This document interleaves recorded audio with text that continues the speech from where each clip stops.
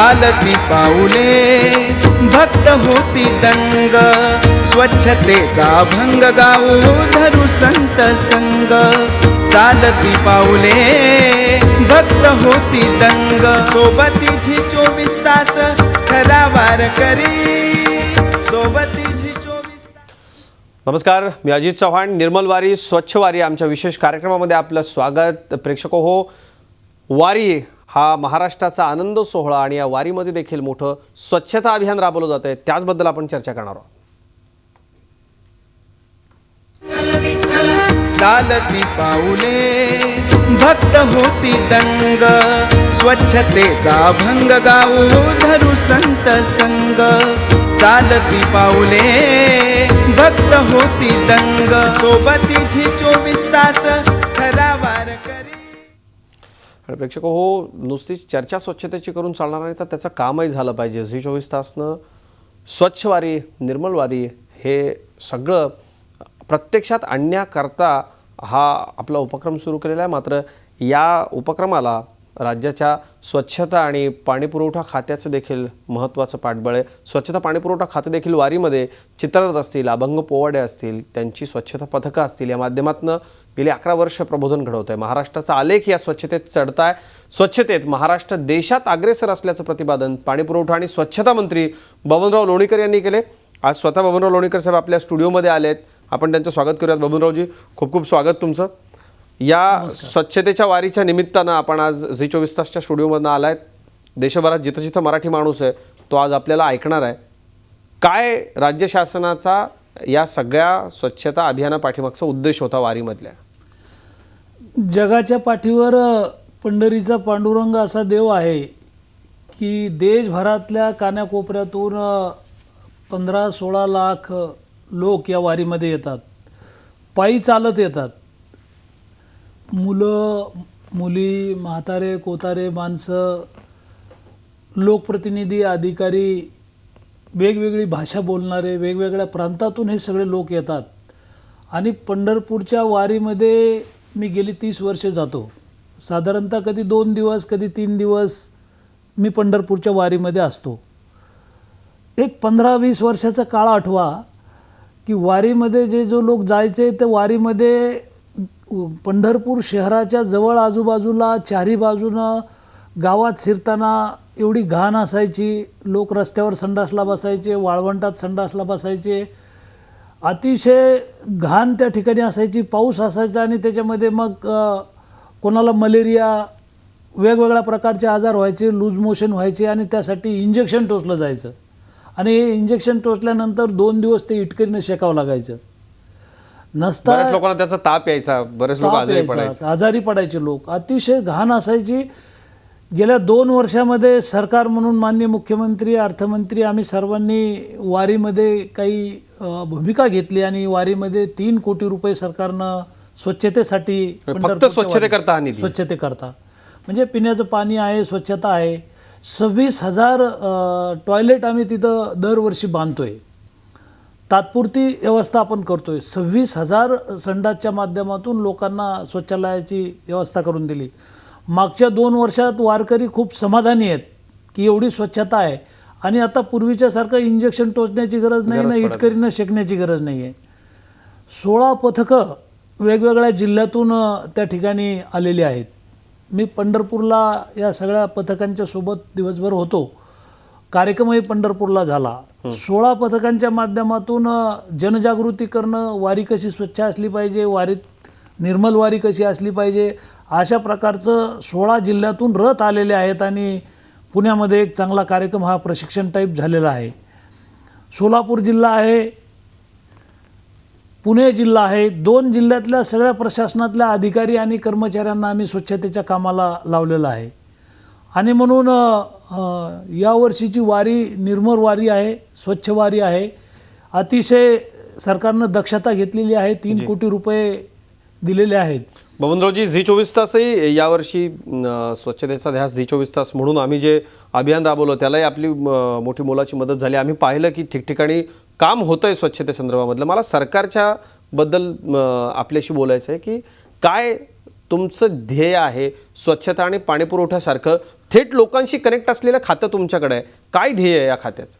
मी G24 तासचे पहिल्यांदा मी आभार मानतो की आपण सुद्धा या वारीमध्ये प्रबोधनाचंच काम करताय आणि लाखो लोक महाराष्ट्रातले आणि देशातले टी व्हीच्या माध्यमातून G24 तासकडे बघतात. निर्मल वारी स्वच्छ वारीच्या संदर्भात आपण पुढाकार घेतलेला आहे, प्रबोधनाचं काम सुरू केलेलं आहे. महाराष्ट्र सरकारनं पंढरपूरच्या वारीपुरती स्वच्छता नाही तर महाराष्ट्रभरामध्ये स्वच्छतेची एक चळवळ उभी केलेली आहे. आपल्या देशाचे प्रधानमंत्री मोदीजींनी दिल्लीच्या लाल किल्ल्यावरून भाषण केलं. देशातल्या आणि राज्यातल्या राज्यकर्त्यांना, लोकप्रतिनिधींना, नागरिकांना आवाहन केलं, या देशाला महासत्ता बनवायचा असेल तर हा देश हागणदारी मुक्त झाला पाहिजे. विकासाची सुरुवात स्वच्छतेतून झाली पाहिजे. स्वच्छतेतून झाली पाहिजे. मोदीजींनी आवाहन केलं, स्वतःच्या हातात झाडू घेतला. केंद्रातले मंत्री, आमदार, खासदार, राज्यात ही स्पर्धा सुरू झाली, लोक चळवळ सुरू झाली आणि महाराष्ट्रानं देशात क्रमांक 1चं काम केलेलं आहे. राज्यामध्ये 23,000 गावं हागणदारी मुक्त झालीत. राज्यामध्ये 16,800 ग्रामपंचायती हागणदारी मुक्त झाल्या. 11 जिल्हे हागणदारी मुक्त झाले. 150 तालुके हागणदारी मुक्त झाले. आणि मार्च 2018ला महाराष्ट्र संपूर्ण हागणदारी मुक्त करण्याचं मुख्यमंत्र्यांनी घोषणा केली. अर्थमंत्री सुधीरभाऊ मुनगंटीवार आणि महाराष्ट्राचे मुख्यमंत्री यांचे आभार मानले पाहिजेत की त्यांनी आम्हाला भरपूर निधी दिला आणि महाराष्ट्रामध्ये देशात सगळ्यात जास्त चांगलं काम झालं. एवढं महाराष्ट्र आज या सगळ्यामध्ये नंबर 1 आहे. महाराष्ट्र देशात नंबर 1 आहे. देशातल्या कुठल्याही जिल्ह्यामध्ये 11 जिल्हे हागणदारी मुक्त झाले नाही. म्हणजे हा दावा कशाच्या आधारावर राज्य सरकार करते आपण नंबर 1 आहोत? महाराष्ट्रामध्ये जे काम झालेलं आहे, मी आकडेवारी सांगितली आपल्याला. 11 जिल्हे, 150 तालुके, 16,800 ग्रामपंचायती आणि 23,000 गावं हागणदारी मुक्त झाले. देशात एवढं मोठं काम कुठंच झालं नाही आहे. मोदीजींनी महाराष्ट्राचं कौतुक केलं. आम्हाला 2019ची डेडलाईन दिली होती, पण मुख्यमंत्र्यांनी मिटिंग घेऊन राज्यपाल महोदयांच्या बंगल्यावर मिटिंग झाली आणि CSR फंडाचा पैसा उभा करून दिला. राज्य सरकारनं पैसा दिला. म्हणजे निधी भरपूर आहे या योजनेकरता. पण बबनरावजी, आता राज्यातले कोट्यवधी लोक आपल्याला ऐकतायत.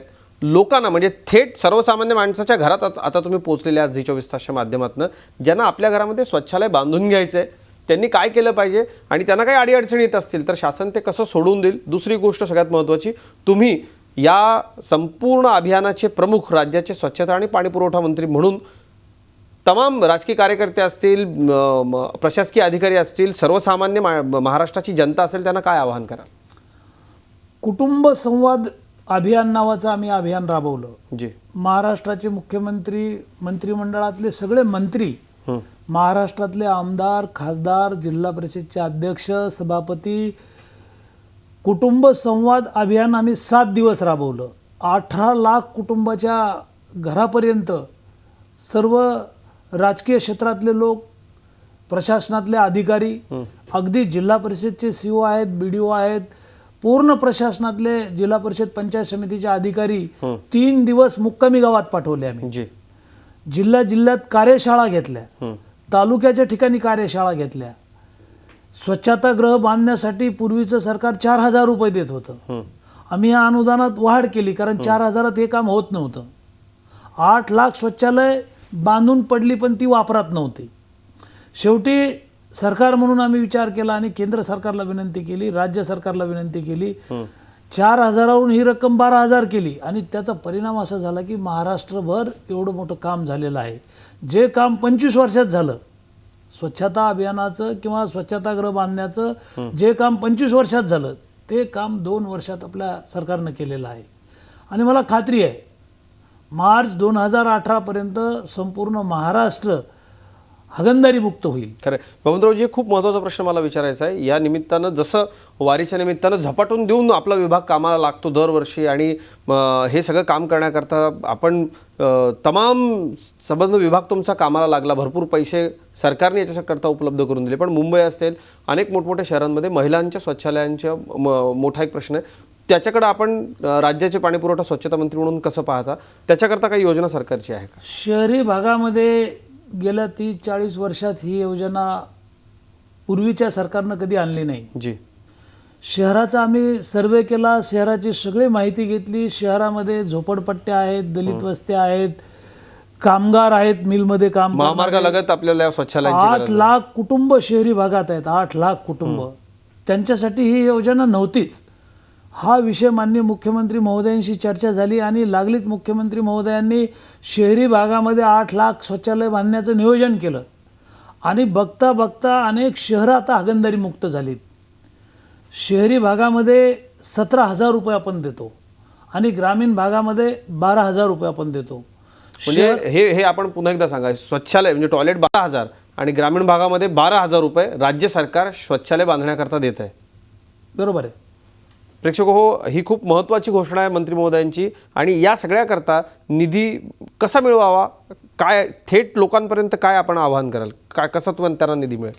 मोदीजींची जी कल्पना आहे, माननीय मुख्यमंत्री देवेंद्र फडणवीस साहेबांची जी कल्पना आहे आणि आमच्या विभागानं जो प्लान केलेला आहे देशभरासाठी, तर लाभार्थ्यांना थेट 12,000 रुपये द्यायचे. शौचालयाचं बांधकाम लाभार्थ्यांनी करायचं, त्याचे फोटो काढायचे, त्याचं ऑनलाईन करायचं आणि ऑनलाईन झाल्यानंतर लागलीच त्याला 12,000 रुपयाचा चेक द्यायचा. अशा प्रकारची ही योजना आहे. म्हणजे लाभार्थ्यांनाच हे पैसे द्यायचे थेट.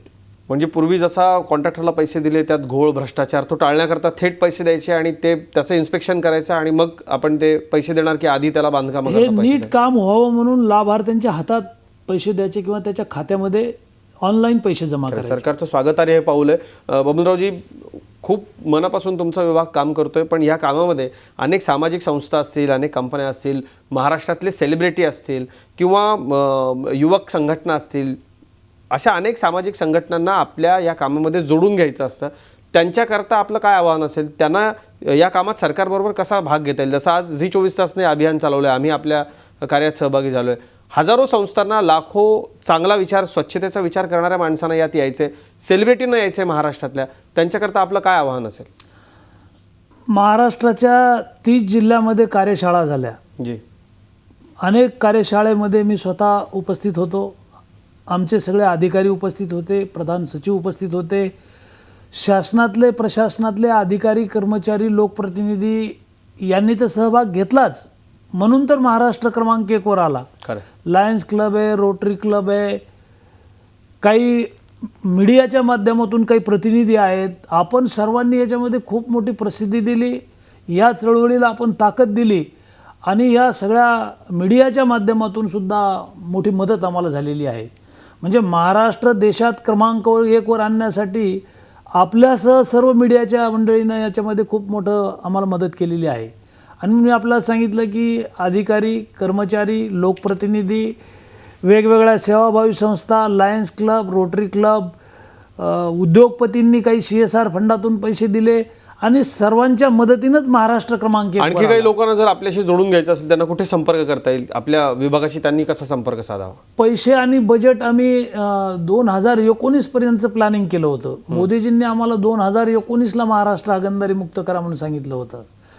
तर आम्हाला माननीय मुख्यमंत्र्यांनी सांगितलं की CSR फंडाचा पैसा आहे, वेगवेगळ्या माध्यमातून आपण पैसा जमा करू. सरकारचा प्लान 2019चा जरी असला तरी आपल्याला हे काम 2018लाच संपवायचं आहे. मी झी 24च्या माध्यमातून, आपल्या माध्यमातून धनवान सर्व लोकांना जे CSRचे पैसे भरतात, टॅक्स देतात सरकारला, यामधून शौचालय बांधण्यासाठी सर्वांकडून मदतीची अपेक्षा आहे. त्या स्तरावर शासनाकडं आपण जर CSR फंडाचे पैसे उपलब्ध करण्यासाठी आम्हाला मदत केली तर आपले सुद्धा आभार. क्या बात. आता हा जो आपल्या वारीच्या कार्यक्रमातला जो शेवटचा टप्पा असणार आहे, त्याच्यामध्ये राज्य शासनाच्या वतीनं आपण मुख्यमंत्री उपस्थित राहून स्वच्छ वारीचं कौतुक करणार आहात. स्वच्छ ज्या दिंड्या आहेत त्यांच्या पाठीवर आपण शाबासकीची थाप देणार आहात. तशी एखादी स्पर्धा की जेणेकरून स्वच्छता ठेवण्याकरता लोकांमध्ये अशी स्पर्धा व्हावी, असं काही एखादं अभियान किंवा अशी मोठी योजना भविष्यात राज्य सरकार करू इच्छित आहे का तमाम राज्यामध्ये? स्वच्छता अभियानामध्ये, या निर्मल वारीमध्ये ज्या सेवाभावी संस्था आहेत, जे उद्योगपती आहेत, त्यांनी CSR फंडातून काही मदत केलेली आहे. मीडियाच्या माध्यमातून आपण जे काही झी 24 तासने निर्मल वारी स्वच्छ वारी, सुंदर वारी अशा प्रकारचा हा कार्यक्रम हाती घेतलेला आहे.